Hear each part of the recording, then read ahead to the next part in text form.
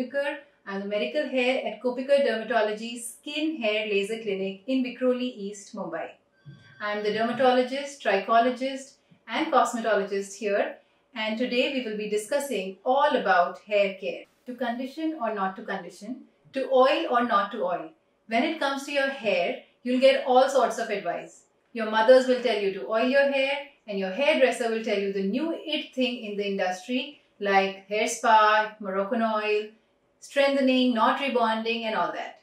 So before you choose your choice of treatment, here are a few things you must know. Try to include iron-rich foods in your diet such as green leafy vegetables, fish, pumpkin seeds, soya bean, and also include a lot of protein in your diet because that is what strengthens your hair. Include a complete protein which are also rich in amino acids. Something like milk, cheese, yogurt, soya, pea protein and lentils. A healthy diet would also boost your confidence to feel and look beautiful. A good diet for your hair will also boost your confidence to stay healthy and feel beautiful. So I definitely urge you all who are suffering with severe hair fall or hair loss problem or a chronic condition where you're constantly seeing a loss of hair on a daily basis, a rich diet in iron and protein and a wholesome meal is very important and is the first step forward. The third thing that you need to remember is to regularly trim your hair. The split ends tend to tangle your hair and then lead to hair fall. So it's important that you trim your hair on a regular basis and also important to brush the right way.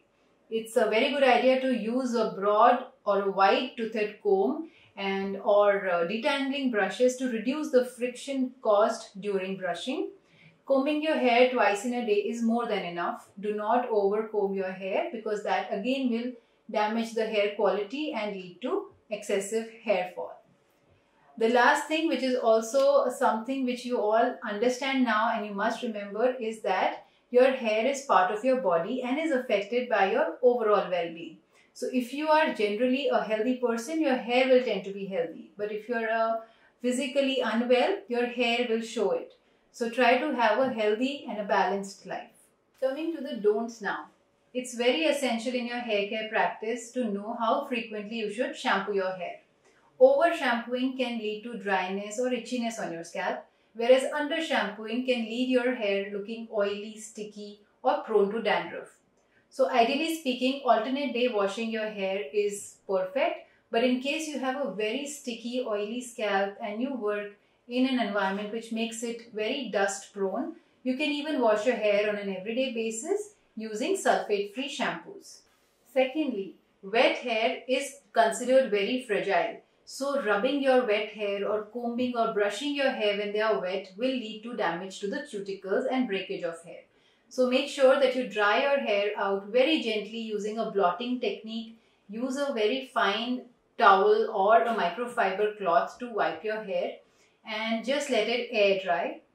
After this, combing your hair should be done when your hair has dried. So combing your hair when they are wet will also lead to damage.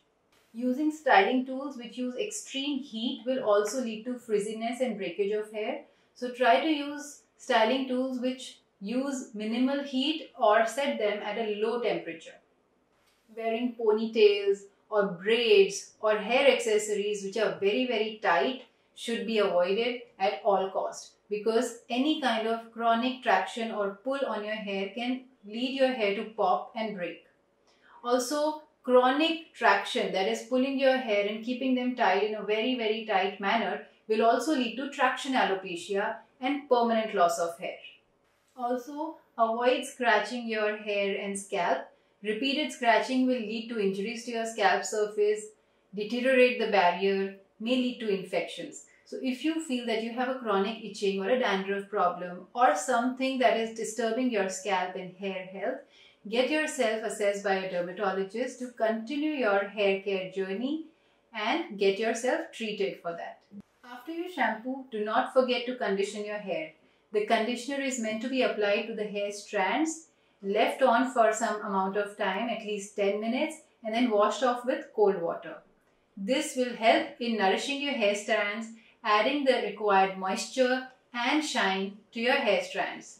It also allows them to withstand the daily wear and tear that it goes through. Your conditioner may be a leave-on serum or a leave-on conditioner if your hair are extremely dry and frizzy. After using your shampoo, do not forget to condition your hair. Conditioner is meant for the hair strands and adds in moisture and shine to your hair strands. If your hair are extremely dry and frizzy, you may also choose to use a leave-in conditioner or a leave-in serum for that extra hydration. Oiling or not oiling. This is a very controversial topic. For people who have extremely oily scalp or dandruff or acne-prone skin, I would say do not oil your hair. If you need to, you can oil it 1 or 2 hours prior to washing or shampooing your hair. In case you have a normal skin and very dry scalp, oiling is a very good option for you. Oil your hair at least twice in a week. This will help in adding nourishment to your hair strands and make them healthy in the long run. Eating right and healthy is crucial to achieving healthy hair. So do not forget to add protein-rich foods to your everyday meals. Things like fish, lean meats, eggs, milk products, peas, lentils, soya are all rich in protein and will definitely help you achieve lustrous hair. So add them in your everyday diet for a healthy looking hair. If nothing seems to be working to promote your hair health, then taking supplements may be a good idea. I strongly suggest that you consult your dermatologist before starting your supplements. Things like iron or zinc, omega-3 and biotin are known to be promoting and stimulating hair health, and they also help your hair grow out faster, stronger and thicker. And stay hydrated. Water is not just important for your body, but it's also important for your skin and hair. So staying hydrated is very, very important for having healthy hair. What's the connection between the two? Well, a dehydrated body will also have a dehydrated hair which is prone to breakage. So please include a healthy amount of water in your everyday diet. So please make sure you drink enough water every day. Keep your hair care practices simple and effective. Take care.